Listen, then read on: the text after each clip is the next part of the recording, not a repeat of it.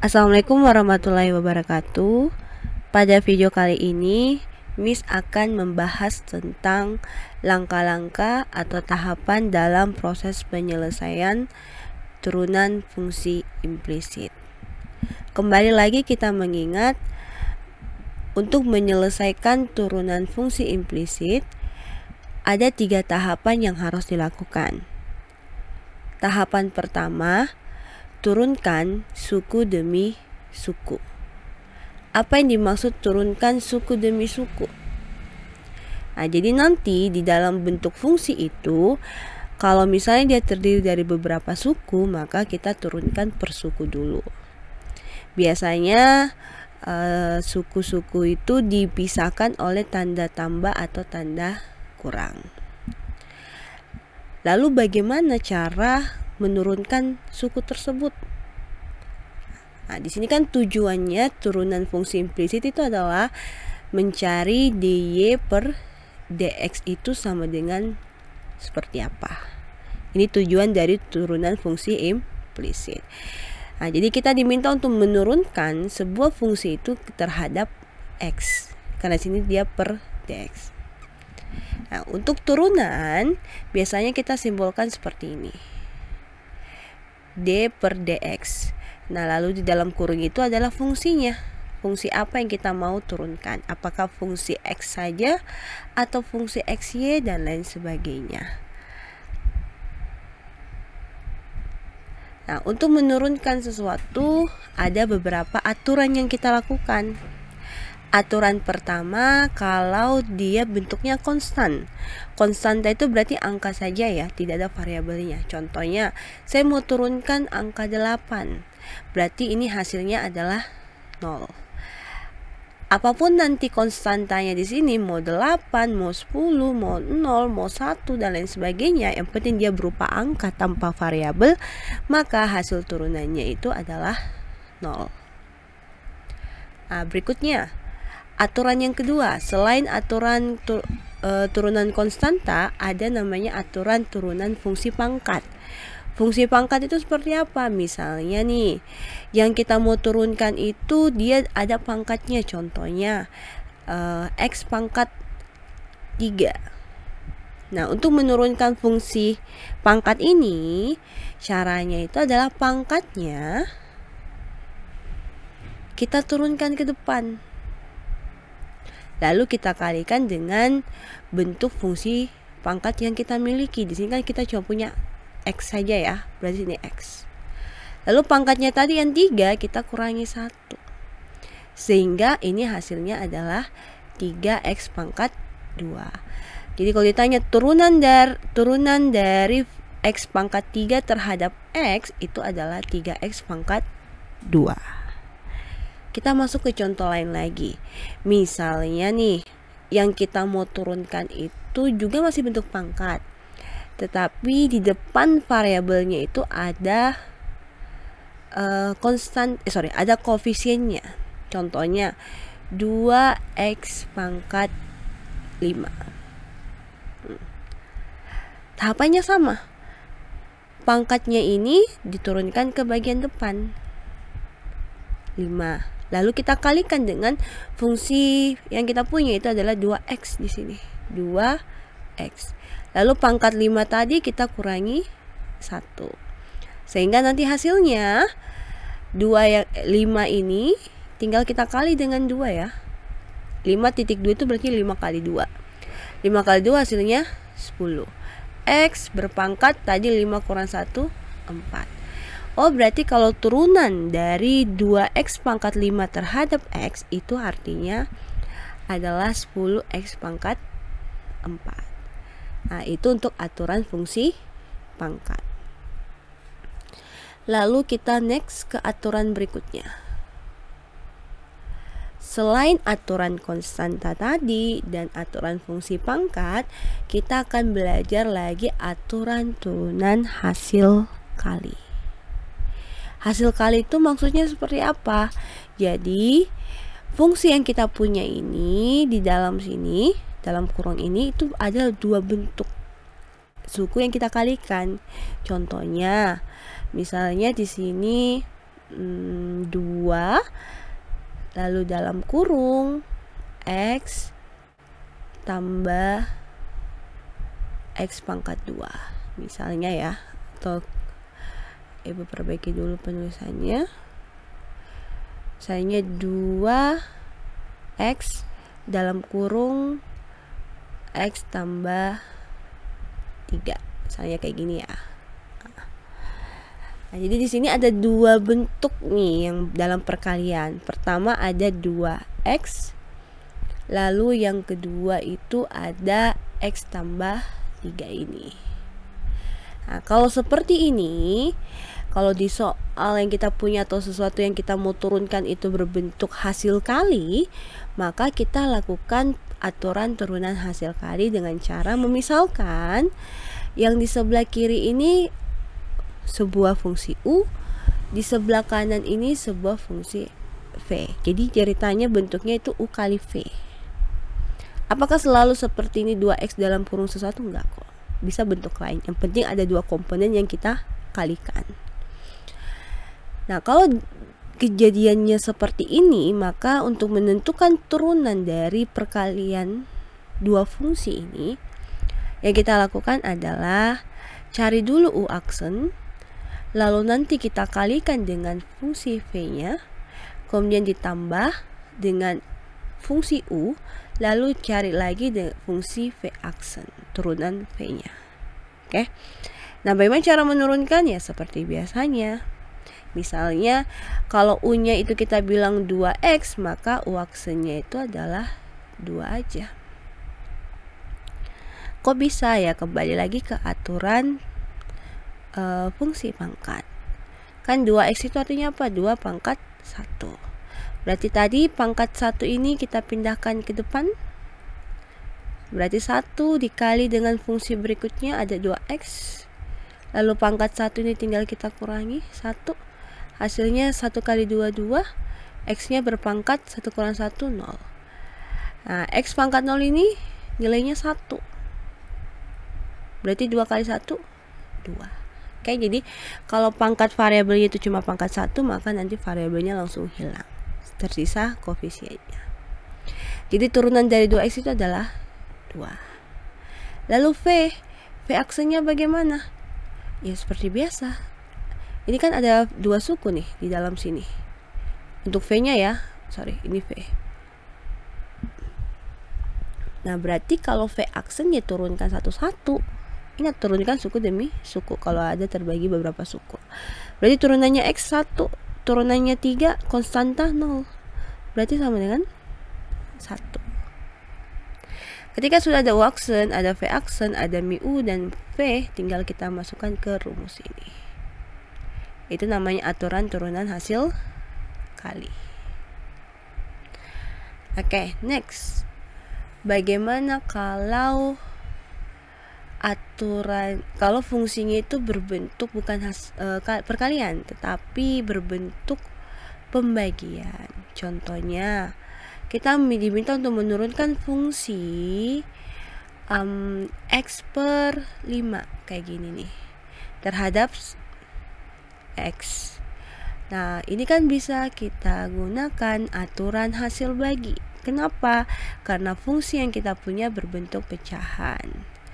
Dengan cara memisalkan X-nya ini adalah U, 5 ini adalah V. Sehingga nanti kalau kalian menemukan sebuah fungsi berbentuk pecahan seperti ini, misalkan saja yang di atas itu U, yang di bawah itu V. Lalu hasil turunan dari bentuk pecahan ini atau hasil bagi ini adalah U aksen kali V. Nah, tapi kalau pembagian di sini kurang ya. Kalau perkalian kan tadi tambah. Kurang U kali V aksen. Lalu ada nanti per V kuadrat. Ini untuk aturan turunan hasil bagi atau yang soalnya nanti berbentuk pecahan. Nah, caranya tinggal U aksen, V aksen dicari, sama kok. Nanti tinggal dilihat U aksennya itu bentuknya seperti apa, apakah fungsi pangkat, konstan dan lain sebagainya. Nah, jadi itu adalah beberapa aturan yang perlu kalian ingat. Nah, jadi langkah awal turunkan suku demi suku. Kemudian terapkan aturan turunan untuk setiap suku-suku tersebut. Aturan turunan tadi contohnya adalah konstanta, fungsi pangkat, perkalian fungsi, terus pembagian fungsi. Nah, terakhir ada aturan turunan rantai. Aturan turunan rantai itu seperti apa? Nah, aturan turunan rantai itu berarti dia nanti kita turunkan rantai berurutan. Contohnya, saya punya sebuah fungsi yang saya mau turunkan terhadap X. Nah, ini kan perintah turunan ya, simbol turunan. Turunan fungsi terhadap X. Nah, fungsinya misalnya modelnya kayak gini nih. 2y pangkat 3. Oke, 2y pangkat 3. Berarti ini kita harus lakukan turunan rantai dulu. Kita nggak bisa langsung menurunkan y ini terhadap x, karena dia beda variabel, beda huruf ya. Maka yang kita lakukan adalah turunkan dulu terhadap y. Nah, jadi nanti ini bisa saya tulis seperti ini. Nah, jadi nanti fungsi yang ini 2y pangkat 3 ini kita turunkan dulu terhadap dy. Lalu kita kali dengan turunan dy per dx. Kok bisa di sini dy? Nah, kan di bawah sini dy ya. Tujuannya adalah supaya ruas sebelah kanan ini sama dengan ruas sebelah kiri. Jadi kalau kita lihat ya, penulisannya ini seperti ini. 2y pangkat 3 per dx. Sama dengan, nah berarti di sini d2y pangkat 3 per dy dikali dy per dx. Nah, ini kalian bisa lihat nih, di sini kan dy, ini juga dy. Kalau kita pakai aturan perkalian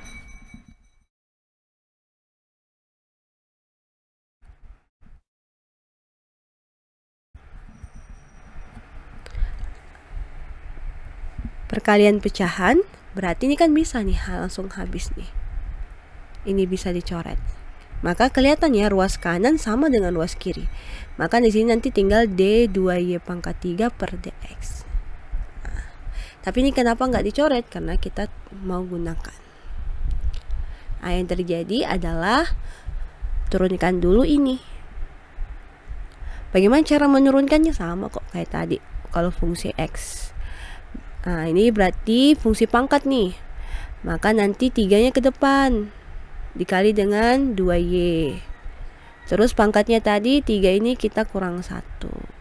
Sehingga nanti hasilnya adalah 3 kali 2 ini 6.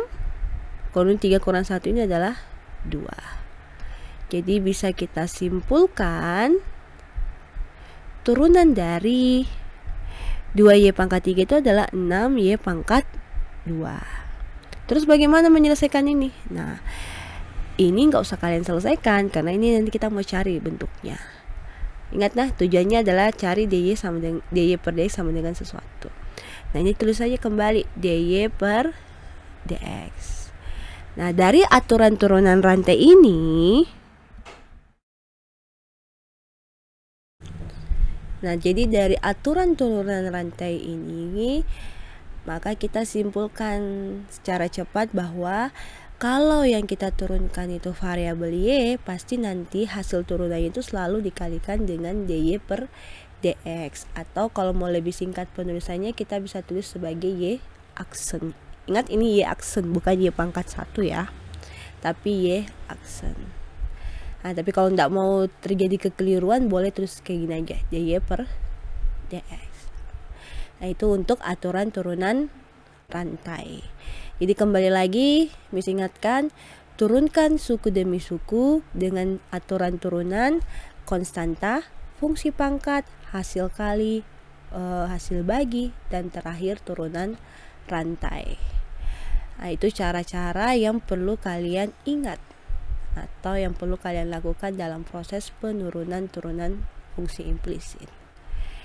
Nah, kemudian kalau sudah langkah pertama, yang kita lakukan langkah kedua itu adalah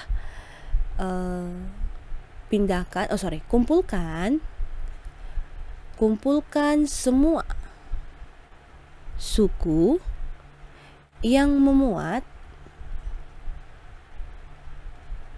dy per dx atau atau y aksen ke ruas kiri. Jadi semua suku yang memiliki dy per dx atau tanda y aksen kita pindahkan ke ruas kiri. Setelah itu nanti persamaannya kita selesaikan sehingga membentuk dy per dx sama dengan sesuatu atau y aksen sama dengan sesuatu. Oke, kita selesaikan sampai mendapat bentuk paling sederhananya. Jadi itu aturan dari turunan fungsi implisit. Jadi yang paling lama prosesnya itu di tahapan 1. Semakin banyak suku ya semakin lama proses penurunannya. Nah, jadi perlu hati-hati dalam langkah awal ini. Nah, kemudian nanti kumpulkan semua suku yang membuat dy per dx ke ruas kiri. Jadi kalau misalnya di ruas kiri cuma ada dy per dx seperti ini, lalu di sini ada sesuatu, kali ini sama dengan sesuatu. Nah, berarti gampang nih, dy per dx itu tinggal, ini saya ganti nih, lingkaran. Nah, berarti lingkaran per kotak. Nah, terus bagaimana kalau dy per dx nya di ruas kiri itu ada banyak, lebih dari 1, tidak seperti ini nih. Nah, berarti lakukan pemfaktoran. Pemfaktoran yang dimaksud itu apa?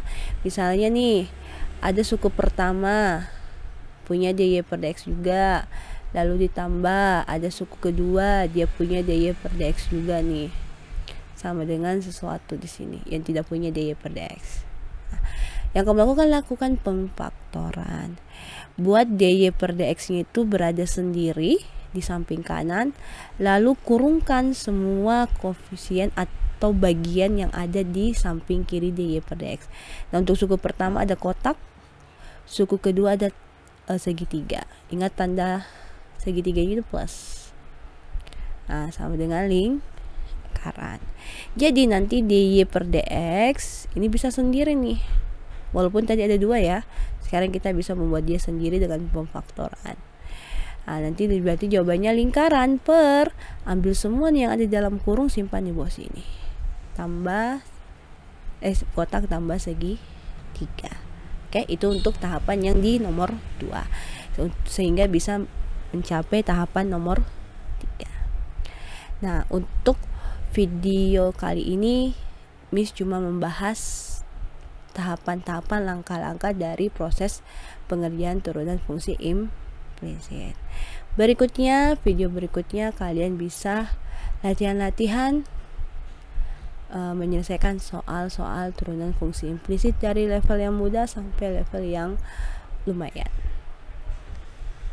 Oke, sekian untuk video pengingat hari ini.